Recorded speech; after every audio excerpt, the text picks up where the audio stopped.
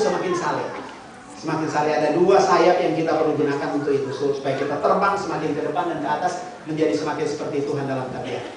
Kita akan bicarakan itu kemudian. Tapi kalau ada pertanyaan, masih ada waktu untuk pertanyaan. Kalau ada, sehubungan dengan konsep-konsep itu tadi.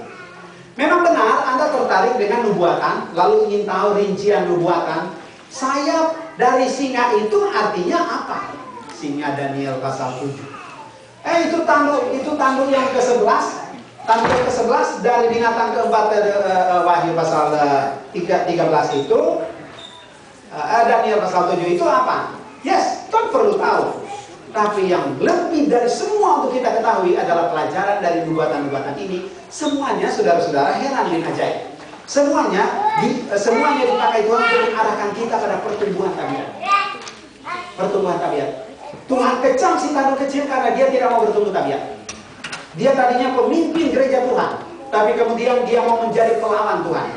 Dan dia mau mengataskan diri melebihi Tuhan, malah menganiaya umat Tuhan yang tetap mau bertakwa pada Tuhan, memegang sola scriptura, ada tersurat. Mau bertahan pada Alkitab, dia marah, dia aniaya. Dan kemudian dia merubah hukum Tuhan. Tanduk kecil itu, dia tidak menurut, dia tidak mau bertumbuh, dan Tuhan tidak senang, Tuhan sakit hati. Mari kita jangan ulangi kegagalan tanduk kecil. Itu pelajaran yang paling penting untuk kita tahu. Bertumbuh, saudara-saudara. Mari dari hari ke hari semakin saleh. Dalam pekerjaan, kita tidak menipu majikan. Ya, saya tahu Anda tidak menipu majikan, tapi maksudnya kita menjadi lebih saleh. Bawa agama kita di pekerjaan. Bawa agama kita di pekerjaan. Bisa? Tidak. Bisa. Kalau kita semakin rendah hati, kita semakin lemah lembut, kita semakin disenangi oleh majikan. Selain kita akan dinaikkan gaji, itu keuntungan kita. Itu kemauan Tuhan. Kita memupuk kehidupan kita semakin saleh, semakin cocok dengan surga. Karena dua hal. Mengapa Tuhan sangat menuntut tabiat sempurna dari umatnya sebelum masuk surga? Satu, Tuhan tidak akan memasukkan ke surga yang belum bertumbuh tabiat. Karena kalau dia dimasukkan ke surga, dia akan pengaruhi surga dan akan terjadi pemberontakan kedua kali. Apakah Yesus mesti mati lagi? Mati lagi, turun lagi ke dunia? Oh, no way. Buku Ibrani menjelaskan Yesus hanya sekali mati dan itu saja untuk penebusan manusia. Nggak ada kedua kali. Jadi, surga perlu bebas dari provokator. Surga perlu bebas dari yang tabiat tidak penurut. So, kalau tabiat yang tidak penurut masuk ke surga, dia akan jadi provokator dan akan terjadi pemberontakan kedua kali di surga. Sekali sesat, kedua tahu Tuhan tidak mau izinkan itu terjadi. Alasan kedua, mengapa Tuhan menuntut tabiat kita mesti bertumbuh sempurna sebelum masuk surga adalah karena kalau kita tidak bertumbuh tabiat, saya masih biasa dengan kebiasaan-kebiasaan dosa yang tidak sesuai dengan buah-buah roh. Setelah tiba di surga, kita tidak betah di surga.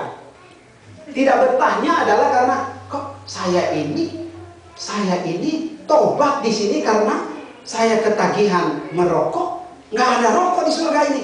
Maka dia minta izin dari Yesus. Yesus, saya mau pulang ya. Saya mau pulang ke Somer Utara, Sulawesi Utara.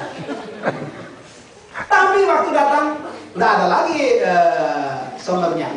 Nggak ada lagi, cuma ada neraka. Jadi lewat pintu surga dia keluar. Yesus sedih karenanya. Tapi akhirnya cuma ada satu pilihan ke tempat yang lain yang bukan surga. Ya kan? Jadi kebiasaan kita yang belum cocok dengan surga, kita tetap perbiasakan itu terjadi pada kita. Sekarang, waktu masuk surga, terbawa itu karena kedatangan Yesus, saudara-saudara, bukan untuk merubah tabiat. Yesus datang kedua kali merubah visi kita yang bernoda dosa. Kalau kita cacat, jadi tidak cacat. Kalau kita buta, jadi melihat. Tapi karakter, akhlak, perilaku, tabiat ketika Yesus datang itu tidak dirubah. Bagaimana tabiat kita ketika kita mengembuskan nafas yang terakhir? Waktu bangkit, tabiat itu sama. Kita mengembuskan nafas yang terakhir. Kalau kita mengembuskan nafas yang terakhir dengan tabiat pemarah, waktu kita bangun sama. Dan kalau masuk surga, dia nanti memarah-marah Yesus. Ya. Jadi maksud saya adalah saya tahu saya punya tabiat jelek. Ada kekurangan saya. Anda juga tahu Anda punya kekurangan. Mari kita saling merangkul untuk kemudian kita mau rumah tabiat kita semakin seperti Tuhan. Dan besok perjamuan. Meterai baptisan kembali untuk hidup baru kembali. Hei, perjamuan itu sama dengan baptisan. Masa lalu kita yang bergelimang dosa, mari kita cicipi kembali roti simbol tubuh Yesus, cawan simbol darah Yesus. Lalu kemudian kita amalkan, Tuhan saya mau baru. Saya sekarang tahu bahwa saya mesti bertabiat lurus. Saya mesti bertabiat surgawi sebelum saya masuk surga. Mampukan saya mau meteraikan dengan saya mencicipi roti simbol tubuh Yesus dan cawan simbol darah Yesus untuk saya mulai hidup baru. Kesempatan besok untuk hidup baru lagi. Besok di acara. Rotinya sudah dibuat belum? Roti? Sudah dibuat.